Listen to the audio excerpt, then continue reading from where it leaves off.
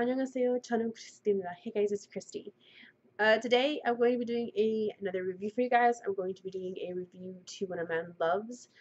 The reason that I saw this drama is actually because JB and Junior are in it. They don't have very major roles in it, but they're actually like side characters. But because they were in it, I really wanted to watch this drama. So the story for this drama is there's this man named Han Tae-SANG. He is a gangster. He works for a loan shark. He's kind of the enforcer. He's kind of the person who goes and he gets the money that is owed to him. He's going to go collect money from a bookstore owner. He's kind of ruthless when he collects money. I mean, obviously he's the loan shark's enforcer, right? The bookshop owner's daughter, her name is Somido. She is actually a student, or she was a student last year, and she's actually picking up some free rice from the public welfare office. There's this reporter there, and she asks Mido for an interview, and Mido gets very embarrassed and kind of hides her face with the rice. She runs off and she leaves the rice there. Another person who's there picking up rice, JAE-HEE, he kind of picks up her rice and he takes it to her. They kind of strike up a conversation on her way home. When she gets home, she actually sees Tae-SANG and his little gang bullying her father and you know, threatening him and stuff. So she kind of gets in the middle of it and she stands up for her father and she stands up to Tae-SANG. And Tae-SANG kind of is very intrigued with her. He's intrigued with the way that she's standing up to them even though she's terrified, because she's terrified. She tells him that she'll get the money. So he sets a 3 o'clock deadline for this money. When she shows up, she doesn't have the money. She doesn't have it all. She asks him how much the interest is, and it's something like 28 billion won. She says, how about you buy me for that price? And he's taken aback, but he says fine. Takes her to a hotel. There he lets her go. Says not to worry about it. Says that he'll take care of it and lets her go. They have a party for his boss, or his boss throwing this party. And at the party, you know, everybody's having a good time, and then they start kind of trash talking Tae-SANG's mom. And Tae-SANG gets very mad and he quits. Tells his boss that he quits and he's leaving. And the next day he sends one of his lackeys with a bank book, kind of like an account book, like a bank account book, to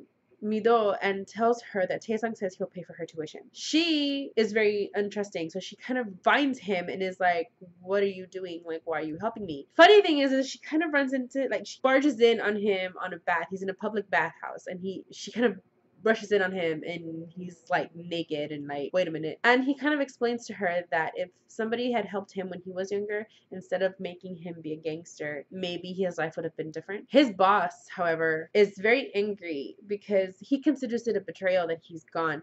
Plus, you know, he didn't get the money from the dude, from the bookshop owner, so he is very angry at that, right? So he considers Tae-SANG a traitor. So he orders him to be killed. He finds out that in order to get Tae-SANG to like show up somewhere, he has to get Mido. So he does. He finds her and he kidnaps her and he holds her there, and then Tae-SANG shows up, you know, like a knight in shining armor. And he kind of beats up the people that are around and kind of tells her to run, but the door is locked. So while he's trying to push open the door, because it's barricaded is what it is, there's something behind it that's keeping it from opening.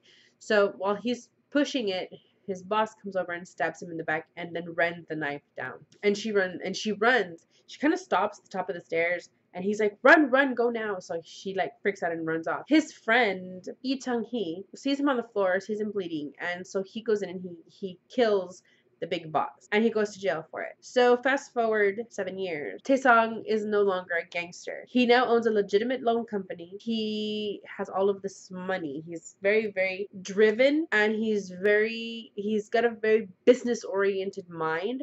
So he's very good gaining people's trust to help to invest into this loan company. And so he's got like all of this money and all of this prestige because of it. As he's eating dinner one day, he notices that the waitress to a couple of tables down looks just like Somido. They're treating her really badly, and so he comes in and he gets really mad and he comes in and he kind of rescues her. He takes her away and he's like, what you doing? Why aren't you in school? So she kind of, you know, explains that her dad was in a bad way and she had to use that money to help him with his medical expenses. She couldn't use it for school. So now she's trying to pay her way through school. He gives her a job where she gets to travel. Meanwhile, Chung-hee is coming out of jail. Of course, because he killed the boss in order to save Tae-SANG, Tae-SANG gives him a job. He would have given him a job regardless, you know, they're like best friends. Chung-hee's brother is JAE-HEE. He doesn't know that his brother was in jail. He thinks his brother was off doing some work for the company. So JAE-HEE is they're off in some country. There they kind of meet again, JAE-HEE and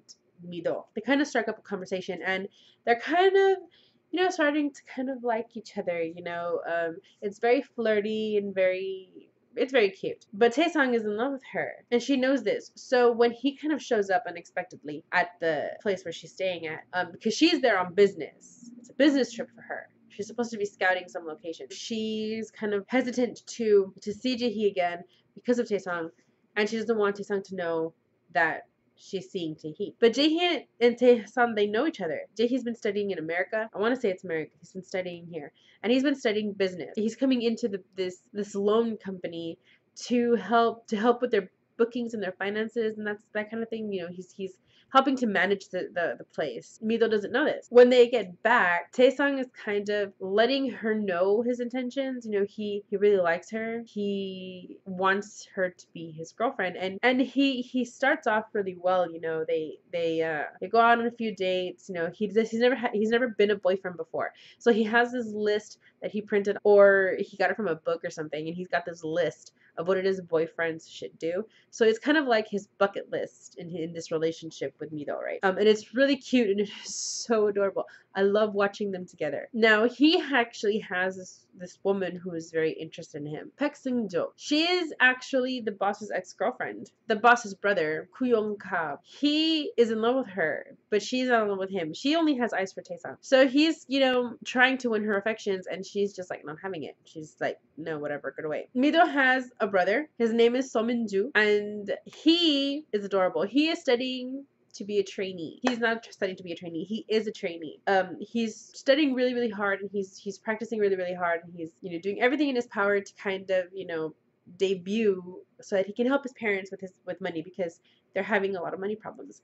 Mido's mom is very happy that Tae-Sung is interested in her, because Tae-Sung is filthy, stinking rich, and they won't have to worry about money anymore. Mi-jun has a friend. This friend is Tol-yi. I think they were trainees together, but Tol is very, like, he gets stage fright and he gets really nervous when it comes to, like, performing, so he kind of quit. But he's very good. He's very good at dancing. When JAE comes back, when JAE comes into the company, Mido finds out, you know, that he's going to be managing the company and whatever, and so things get really complicated. She kind of starts falling for him, but she's kind of afraid of what Tae-Sung's gonna do. There comes a point where Seung-ju, who's been after Tae-Sung, knows that he has a thing for Mido, and so she buys out the bookstore it's a bookstore in the apartments on top where she lives with her parents and where her parents work, and they kick him out of the place. She did that kind of to get back at Tae-Sung, you know, but all it did was make Tae-Sung ask Mido and her family to come live with him until they can find suitable place to live. While she's living there with him, she kind of starts losing interest in him, and she starts gaining interest in JAE. She's trying hard not to hook up with him, but at the same time, she doesn't want him to leave. Finally, JAE can't take it anymore. He's gonna leave, and so he goes to Tae-Sung's place to say goodbye because he's leaving.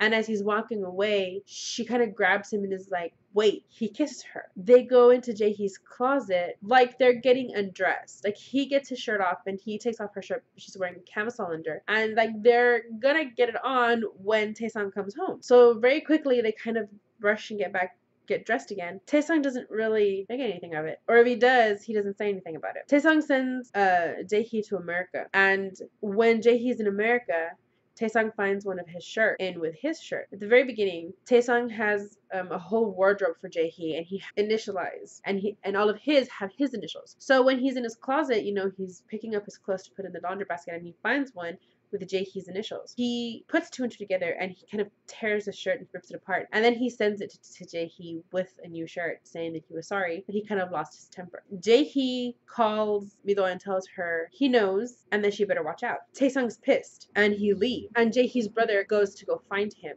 And he knows where he's staying, so he goes to go find him. Tae-Sung tells Chung-hee, could you kill the woman that your brother loves for me? Chung-hee kind of takes it as an order. He runs her over. She doesn't remember anything about what happened. She only knows that she got run over. She doesn't remember JAE. She doesn't remember anything about him. When they're kind of doing her rehab, Chung-hee keeps telling Tae-Sung that she's lying, that she knows, that she does know, that she doesn't remember everything and that she's just playing him for a fool. Tae-sang keeps telling him that it's not true. You know, she's paralyzed from the waist down. She's having to relearn how to walk.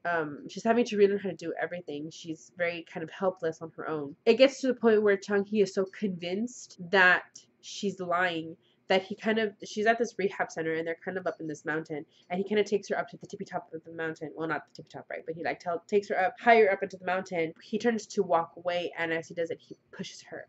And he's telling her, you know, I know that you can walk out of here, so go ahead and walk out. And he kind of pushes her. She can't walk. She really is paralyzed. She does remember, but she really is paralyzed. Tae-sang finds her, and she's freaking out because she thinks that Tae-sang sent Chung-hee to kill her, which is why she's acting like she doesn't remember. She thinks she's protecting JAE-HEE. JAE-HEE kind of turns from this kid who was so happy and so wonderful and very sweet to being kind of murderous, dude. He's turned into this, you know, maniac who's content with, you know, taking his revenge on Tae-sang. All in all, the story is it's a very good story. And it's a very promising, like the story and the outcome had potential. But to tell you the truth, I was really disappointed with these characters. In the very beginning, I was very sure that Mido was going to stay with JAE-HEE. When she gets together with Tae-sang, I was really rooting for Tae-sang, you know.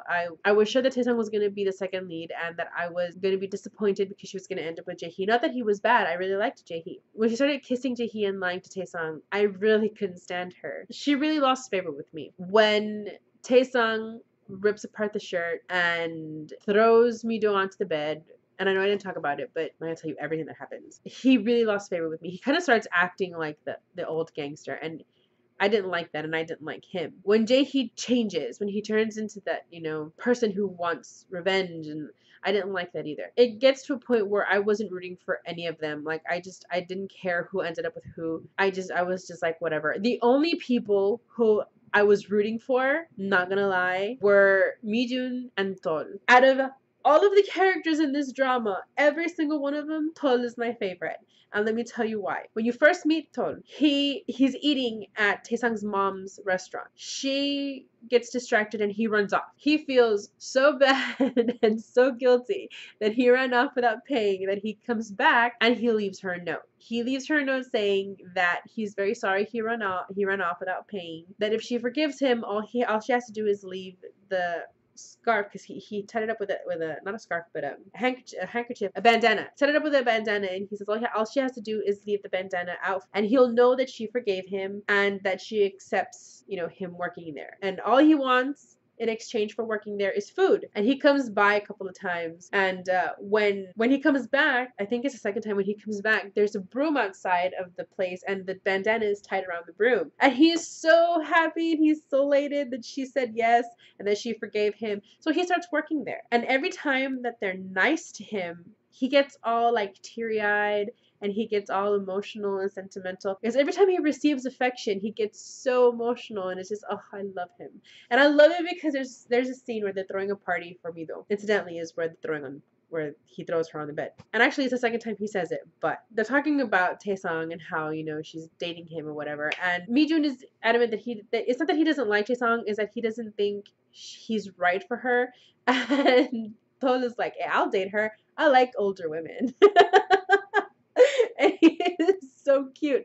I love his character. What I love most about his character is that it's such an oddity from what I'm used to. I am obsessed with GOT7, y'all know. I love watching their music videos and I love watching them. I went to go see them in Chicago and I have videos from them in Chicago, and I love watching their videos on YouTube, and I love, you know, watching him. It's so funny that Tol gets stage fright because Junior is so comfortable up on stage. Him and Mi-jun were the only two that I was rooting for, and all I kept saying was like, my God, please let them debut, because like it's gonna be freaking great. It's gonna be awesome if they debut. And I think when they debuted is when JJ Project was out, because they debuted together. Tol and Mi-jun debuted together, and I don't really like the ending.